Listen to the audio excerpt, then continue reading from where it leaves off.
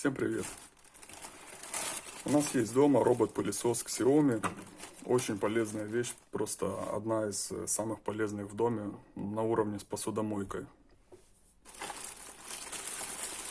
Так вот, прослужил он у нас 1,5 года и стал пованивать. И громче работать.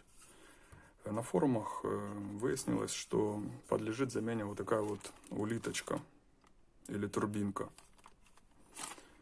Значит, в чем такая проблема? В том, что когда вы, допустим, меняете фильтр,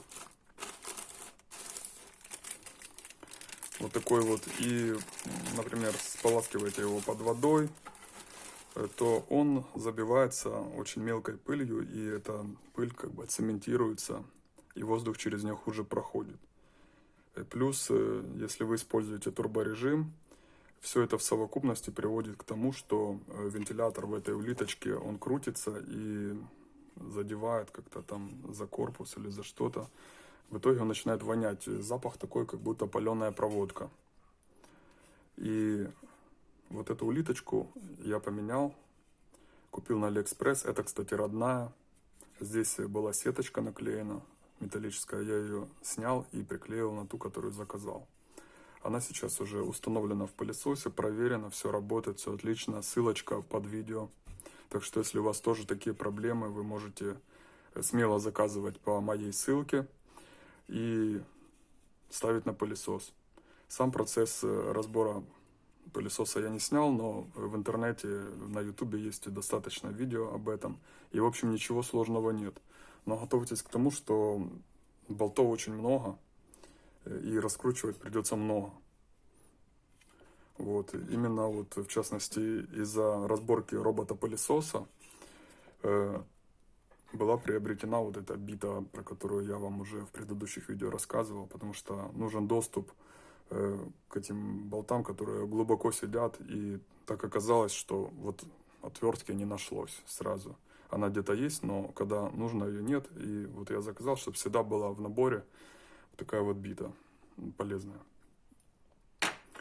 Так вот, значит, это поменено, проверено, китайская турбинка работает отлично, пылесос не гудит так громко, и вонь от этой горелой проводки пропала.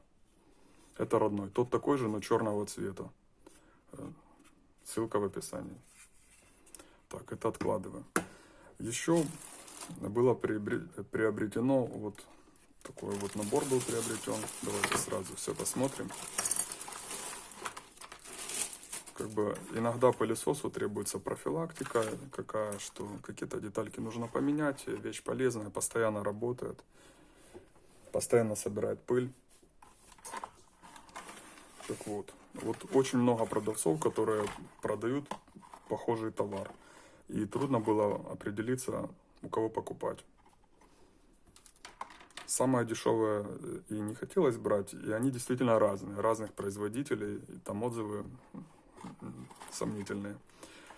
Так вот, что мы получили у этого продавца, опять же, здесь это будет уже вторая ссылка под видео. Это набор тряпочек. Моют хорошо. К стандартному пылесосу подходят, вопросов никаких. Как бы разницы в худшую или в лучшую сторону я не заметил. Нормальные тряпки, можно пользоваться. Вот это вот у нас, кажется, вот это родной фильтр. А это тот, который заказали. Давайте распакуем, посмотрим. Здесь вот 4 фильтра было в комплекте.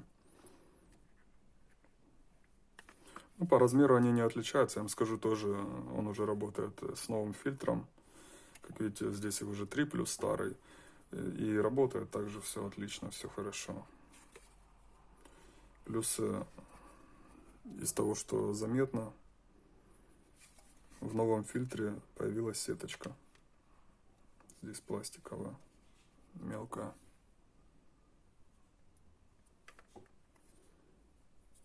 Ну, хорошо это или плохо покажет время.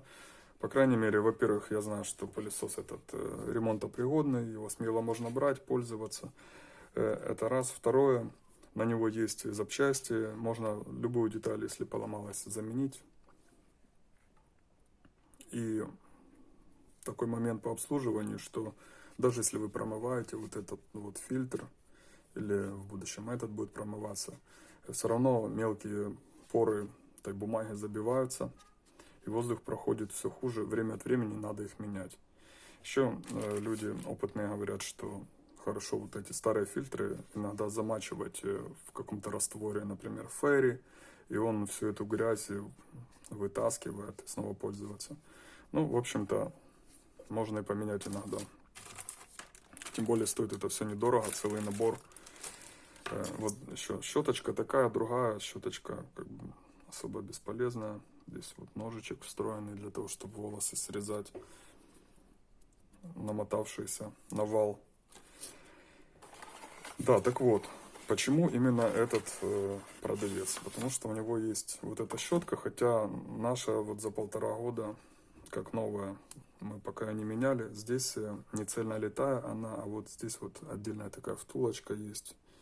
У некоторых продавцов она как бы просто один элемент, отлитый из пластмассы. Ну, ее пока не ставили, не могу ничего ни хорошего, ни плохого сказать. Ворс достаточно мягенький, резиночки. Что хочу сказать, вот это вот старая